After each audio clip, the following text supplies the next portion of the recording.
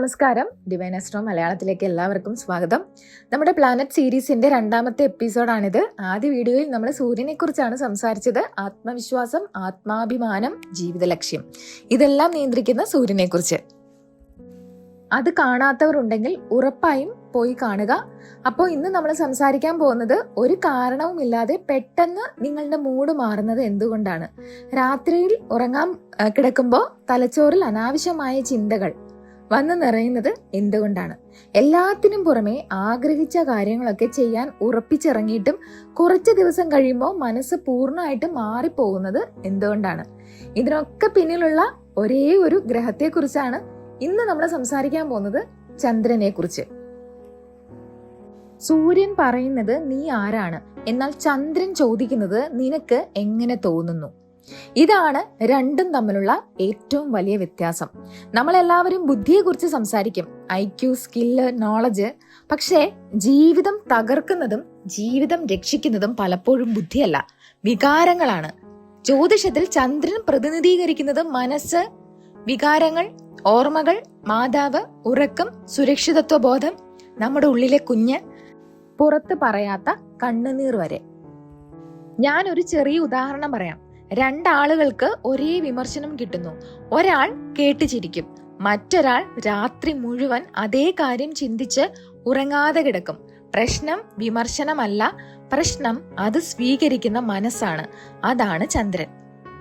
എല്ലാ ഗ്രഹങ്ങളും പതുക്കെയാണ് സഞ്ചരിക്കുന്നത്. പക്ഷെ ചന്ദ്രൻ വെറും 2.5 ദിവസം കൊണ്ട് ഒരു രാശിയിൽ നിന്നും അടുത്ത രാശിയിലേക്ക് മാറും. അതുപോലെ തന്നെ നമ്മുടെ മനസ്സും. അതുകൊണ്ടാണ് ചില ദിവസങ്ങളിൽ ലോകം മുഴുവൻ മനോഹരമായി തോന്നുന്നത്, മറ്റു ചില ദിവസങ്ങളിൽ ഒന്നിനും അർത്ഥമില്ലെന്ന് തോന്നുന്നത്. ചന്ദ്രൻ നിങ്ങളിൽ നിന്നും വലിയ ലോജിക്കോ ബുദ്ധിയോ ഒന്നും അല്ല ആവശ്യപ്പെടുന്നത്. ചന്ദ്രന് വേണ്ടത് നിങ്ങളുടെ സത്യസന്ധതയാണ്, പ്രത്യേകിച്ച് വൈകാരികമായ സത്യസന്ധത. നമ്മളിൽ ഭൂരിഭാഗം ആളുകളും ജീവിതകാലം മുഴുവൻ ഓടി ഒളിക്കുന്നത് ഇതിൽ നിന്നാണ്. പുറത്തേക്ക് നമ്മൾ ചിരിച്ചുകൊണ്ട് പറയും, എനിക്ക് കുഴപ്പമൊന്നുമില്ല, ഞാൻ ഓക്കെ ആണ് എന്ന്. എന്നാൽ സത്യത്തിൽ ഉള്ളിൽ നമ്മൾ ഒട്ടും ഓക്കെ ആയിരിക്കില്ല. ആ പുറത്തെടുക്കുന്ന ചിരിക്ക് പിന്നിൽ അടക്കി വെച്ച ഒരുപാട് സങ്കടങ്ങളും സ്ട്രെസ്സും ഉണ്ടാവും. നിങ്ങൾ കരയേണ്ട സമയത്ത് ചിരിക്കുമ്പോൾ, പറയേണ്ട കാര്യങ്ങൾ ഉള്ളിൽ അടക്കുമ്പോൾ, ക്ഷമിക്കാത്തവരെ ക്ഷമിച്ചെന്ന് അഭിനയിക്കുമ്പോൾ, സങ്കടമുള്ളപ്പോൾ ഞാൻ ഓക്കെയാ എന്ന് പറയുമ്പോൾ നിങ്ങൾ മറ്റാരെയും വഞ്ചിക്കുന്നില്ല, നിങ്ങളുടെ ചന്ദ്രനെയാണ് വഞ്ചിക്കുന്നത്. ചന്ദ്രൻ നിങ്ങളുടെ ചിന്തകളെ കുറിച്ചല്ല സംസാരിക്കുന്നത്, മറിച്ച് നിങ്ങൾ ചിന്തിക്കുന്നതിന് മുൻപ് നിങ്ങൾക്ക് അനുഭവപ്പെടുന്ന വികാരങ്ങളെ കുറിച്ചാണ്. ഞാൻ കുറച്ചു മുമ്പ് പറഞ്ഞ പോലെ ചന്ദ്രൻ നിങ്ങളുടെ മനസ്സാണ്, ബുദ്ധിയല്ല. നിങ്ങളുടെ ഉള്ളിലെ അനുഭവങ്ങൾ, മാതാവ്, വികാരങ്ങൾ, ഓർമ്മകൾ, ഉറക്കം, രക്തം, നമ്മൾ പുറത്തു പറയാത്ത സകല രഹസ്യങ്ങളും ജീവിക്കുന്നത് ചന്ദ്രനിലാണ്. നിങ്ങൾ നിങ്ങളുടെ ഫീലിങ്സിനെ ഒളിച്ചു വെച്ചാൽ എന്ത് സംഭവിക്കും? ചന്ദ്രൻ നിങ്ങളിൽ നിന്നും ആഗ്രഹിക്കുന്നത് ലളിതമായ ഒരു കാര്യമാണ്.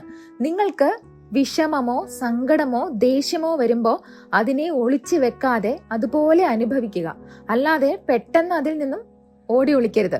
പക്ഷേ നമ്മൾ എന്താ ചെയ്യുക?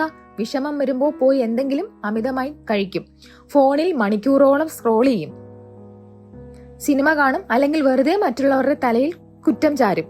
ആ വികാരം എന്താണെന്ന് അനുഭവിക്കുന്നതിന് മുമ്പ് തന്നെ നമ്മൾ അതിനെ ഡൈവേർട്ട് ചെയ്ത് കളയും. ഇങ്ങനെ ചെയ്യുമ്പോൾ ചന്ദ്രൻ പ്രതികരിച്ചു തുടങ്ങും. ഫലം എന്താണെന്നറിയോ? വ്യക്തമായ കാരണമില്ലാതെ ഉത്കണ്ഠ, എത്ര മണിക്കൂർ ഉറങ്ങിയാലും തീരാത്ത ക്ഷീണം, എത്ര ഭക്ഷണം കഴിച്ചാലും മാറുമെന്ന് തോന്നാത്ത വിശപ്പ്, അമ്മയുമായിട്ടുള്ള ബന്ധത്തിലെ വിടവുകൾ അല്ലെങ്കിൽ അമിതമായ അകൽച്ച, ഒരു കാര്യത്തിലും സ്ഥിരതയില്ലാത്ത അവസ്ഥ.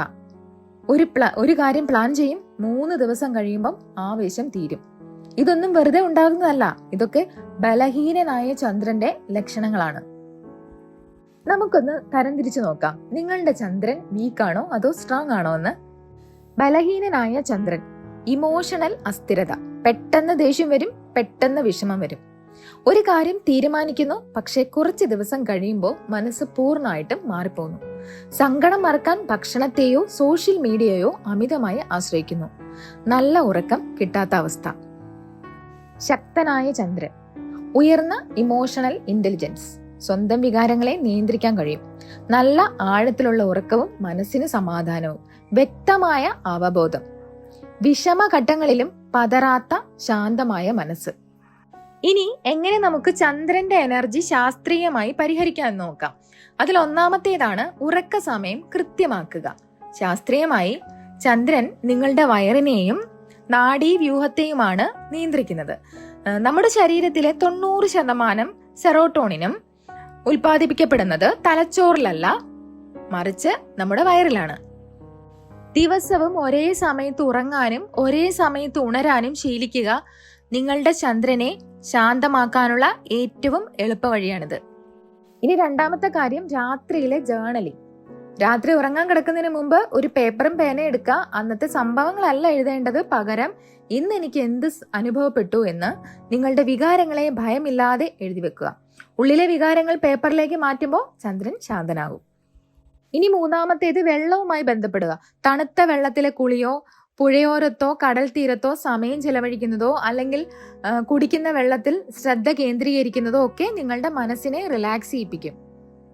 ഇനി നാലാമത്തേത്, അമ്മയുമായിട്ടുള്ള ബന്ധമാണ്. നിങ്ങളുടെ അമ്മയോടുള്ള ബന്ധം മെച്ചപ്പെടുത്തുക, അവരോട് മനസ്സ് തുറന്ന് സംസാരിക്കുക. അമ്മയോടുള്ള സ്നേഹവും ബഹുമാനവും നിങ്ങളുടെ ചന്ദ്രനെ വളരെ പെട്ടെന്ന് ശക്തമാക്കും. അപ്പോൾ ഇതാണ് നിങ്ങളുടെ മനസ്സിനെയും വികാരങ്ങളെയും ഭരിക്കുന്ന ചന്ദ്രന്റെ കഥ.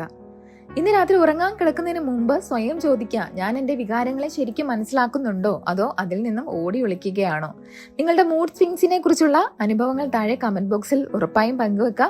അടുത്ത എപ്പിസോഡിൽ നമ്മൾ സംസാരിക്കാൻ പോകുന്നത് നിങ്ങളുടെ അലസതയ്ക്കും നാളെ ചെയ്യാം എന്ന് പറഞ്ഞ് കാര്യങ്ങൾ മാറ്റിവെക്കുന്ന ശീലത്തിനും വിചാരിച്ച കാര്യങ്ങൾ പകുതി വഴിക്കിൽ വെച്ച് നിർത്തിപ്പോകുന്നതിനും കാരണക്കാരനായ ചൊവ്വയെക്കുറിച്ചാണ്. അപ്പോൾ അടുത്ത വീഡിയോയിൽ കാണാം. നന്ദി, നമസ്കാരം.